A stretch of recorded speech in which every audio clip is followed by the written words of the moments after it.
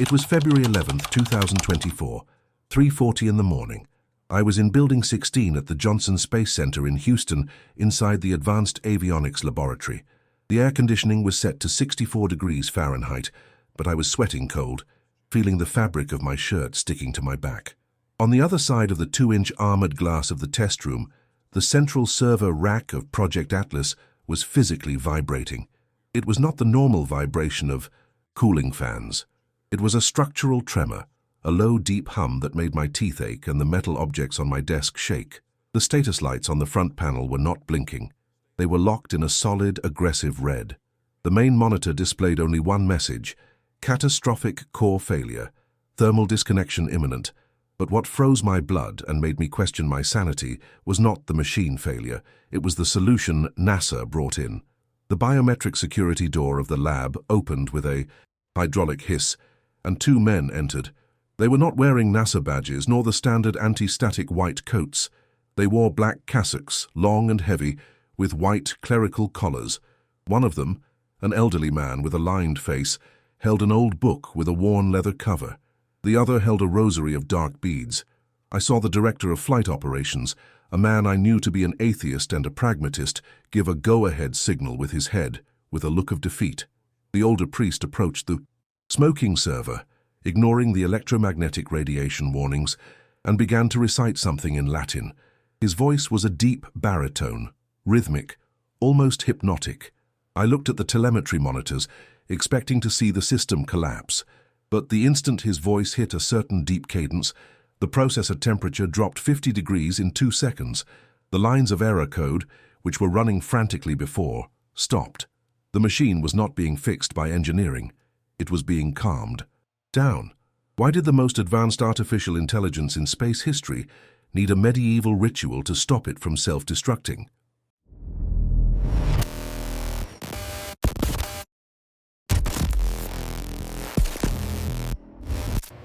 My name does not matter for the public record, but my credentials are what validate what I am about to tell you. I am a senior control systems engineer with a PhD in electrical engineering and a specialization in experimental hardware integration. I have worked at NASA for 22 years. My professional life has always been guided by absolute logic. Physics, mathematics, conductivity, resistance, and silicon. I do not believe in luck, I do not believe in ghosts, and until that night, I treated religion merely as a sociological phenomenon. In October 2023, I was transferred from a propulsion project to the Level 5 validation team of Project 3I Atlas, Integrated Intelligence Interface. Atlas was not a common supercomputer, like the ones we use to calculate trajectories. Its heart was not purely made of silicon wafers. It was a hybrid chip, a proprietary technology classified as a black box, described in the restricted technical documentation as a high-density synthetic neural matrix. The promise was revolutionary, a processor capable of intuition, creativity, and instant heuristic learning, designed to guide ships in deep space where communication delay with Earth makes remote control impossible. My role on the team was simple, yet brutal. I was the system's torturer. My work order was to stress Atlas to the limit. I bombarded the processing core with petabytes of raw navigation data, failure simulations, and astronomical calculations using Li-Fi transmitters. For those who do not know, Li-Fi is data transmission via high-frequency laser light. It is the gold standard for speed 1,000 times faster than Wi-Fi, injecting information directly into the chip's receivers. For 4 months, my routine was monotonous and frustrating. I arrived at 6 in the morning, went through reinforced security, drank my tasteless coffee, and started the test cycles. I ran diagnostics, calibrated the intensity of the emitter lasers, and observed the response data. But Atlas had erratic behavior that defied the logic of semiconductors. Whenever we increased the laser intensity for maximum transmission, seeking peak performance, the system went into what we called thermal panic, but it was not real physical overheating. Sensors showed that the liquid nitrogen cooling was working perfectly. The chip was not hot on the outside, but the logic core collapsed. It refused to process. And the strangest part was the error reports. Instead of zeros and ones or standard hexadecimal memory failure codes, The output generated repetitive patterns, complex waveforms that resembled an arrhythmic electrocardiogram more than computer data. I reported this dozens of times as firmware instability or signal noise. My bosses, always evasive, said it was just a batch of experimental chips with manufacturing defects in the lithography. I accepted that excuse. I wanted to accept it, until the night Father Thomas walked into the wrong room and changed my conception of reality. It was January 19th, 2024. I was working unpaid overtime, obsessed with solving the crash problem with the lasers. The lab was in semi-darkness, lit only by the bluish glow of the monitors and the status lights of the Atlas server. Father Thomas, the base chaplain, is a well-known figure there. He usually deals with psychological support for astronauts' families or blesses missions before launch. He should not have been in the advanced engineering sector.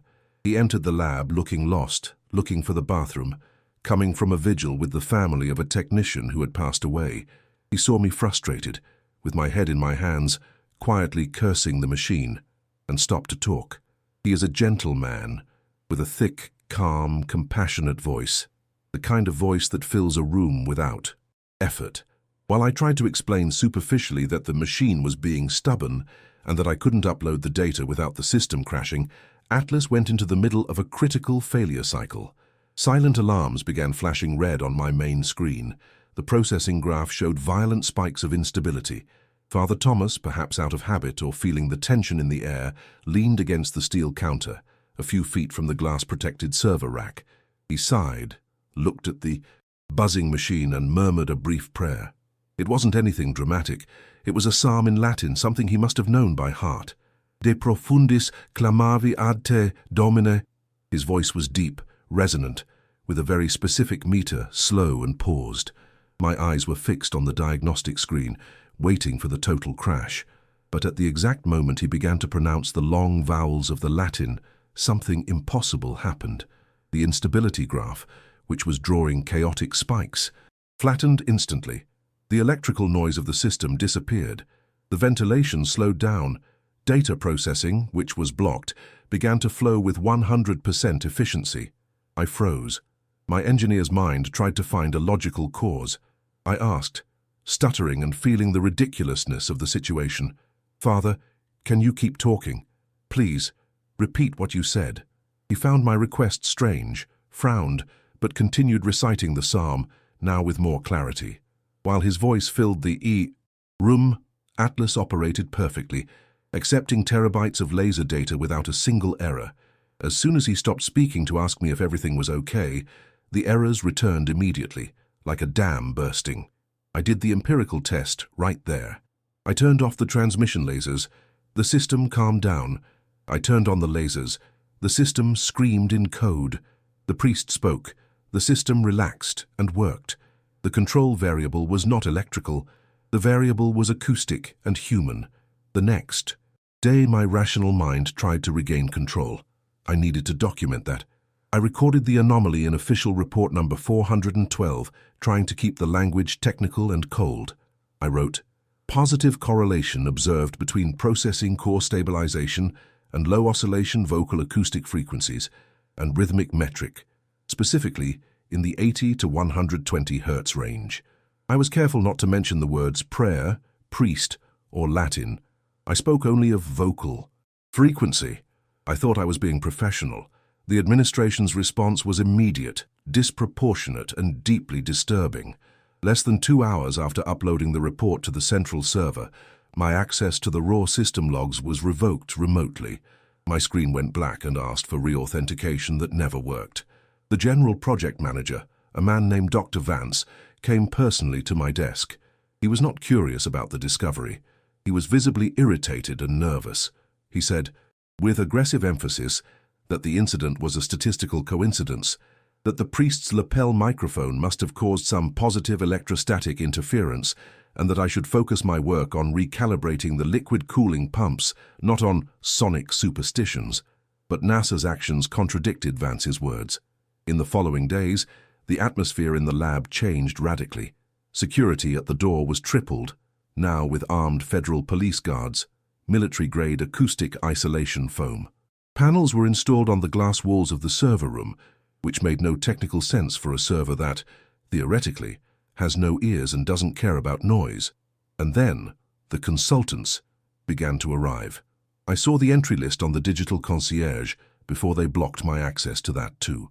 They were names linked to the Gregorian University of Rome and experts in Paleo-Christian linguistics and archaeoacoustics. They entered the lab only at night, carrying black cases of high-fidelity audio equipment and sound spectrometers. The 3i Atlas lab was reclassified. A new sign was placed on the door. Restricted Access Area. Bioethical Protocol Level 4. Bioethical. That word kept hammering in my head. We use that term for tests with animals or humans, never for computer chips. The administration's silence was deafening. No one explained why priests specializing in demonology were entering the server room with top-secret level security passes. Technical curiosity overcame the fear of losing my job. I needed to know what was happening inside that armored room. On the night of February 7th, taking advantage of a guard shift change and a blind spot in the cameras that I had known about for years, I left a high-sensitivity digital audio recorder hidden behind a false ventilation duct in the lab ceiling, right above the server rack. It was a huge risk, but I needed data. I retrieved the device the next morning, sweating cold, before the cleaning crew entered. I took the recorder to my car and put on the headphones. What I heard on that recording destroyed any concept I had about technology. The recording covered the 4 hours of early morning. The consultants and the priests were not there praying for religious faith. They were conducting rigorous and terrible scientific tests. The recording showed repetitive and methodical sequences. First, the mechanical sound of the laser emitters being turned on at full power for data transmission could be heard. The ambient sound immediately picked up the high-pitched shrill whine of the Atlas coolers, accelerating to the max, the sound of the machine going into collapse. Then, a male voice would begin to chant Gregorian chants, holding a deep, constant, vibrating note. The hum of the coolers decreased immediately, as if the machine were relaxing. But the gravest part, the part that made me pull the car over to the shoulder to vomit, came later. In the interval between tests, the audio captured the conversation between one of NASA's senior technicians and the lead priest. The technician's voice was clinical, cold. "Father, the subject responds better to Old Latin than to modern English or Aramaic. The resonance of the long vowels seems to create an entrainment effect on the synapses, forcing neural synchrony." Synapses. He didn't say transistors nor circuits. He said synapses. And then he completed it with a sentence I will never forget. "The data lasers are being interpreted by the core as direct thermal aggression. He feels the light beam as a third-degree burn on the exposed tissue. The prayer, through frequency and repetition, puts him in a state of hypnotic trance, dissociating the pain from the processing." There I understood the horror. The exorcism was in fact pain control therapy via acoustic resonance. NASA was not dealing with demons. It was dealing with the torture of something biological. I could not disguise my shock and repulsion when I returned to work. My hands shook as I typed. The next day I made the fatal mistake of confronting Dr. Vance. I didn't accuse him directly, but I asked with all the feigned naivety I could muster about the exact origin of the synthetic neural substrate and if it had been tested for biocompatibility. Vance's reaction was visceral. He didn't just get angry. He got terrified. He turned pale, then red. He slammed his office door shut with violence and asked me, almost shouting, who I had talked to and if I had made copies of any files. I denied everything, said it was just a theoretical engineering question, but he knew that I knew. 2 hours later, I was called to the Human Resources Department. It was not a standard meeting. There was an agency lawyer and 2 security guards present. I was informed dryly that I was being transferred immediately to the physical archiving sector in an administrative building off campus, 20 miles away, due to a sudden diagnosis of accumulated stress and severe mental fatigue. My hard drives were confiscated in front of me. My Level 5 access badge was collected.